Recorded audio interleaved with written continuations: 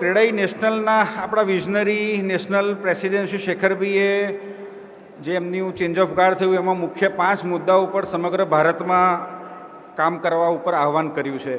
એમાં મેઇન એક પહેલો મુદ્દો છે labour skilling, data analysis, reforestation, affordable housing અને ઇઝ ઓફ ડુઈંગ બિઝનેસ.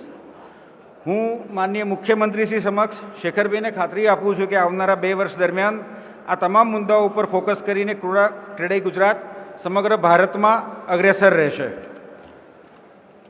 હું માનનીય મુખ્યમંત્રીશ્રીને રિક્વેસ્ટ કરું છું સર કે અરાવલીની જે પર્વતમાળા છે જ્યાં અંબાજી માતાનું હૃદય સ્થાન વસેલું છે ત્યાં આપશ્રી દ્વારા રિફોરેસ્ટેશનની શરૂઆત કરવાની અમારી ઈચ્છા છે.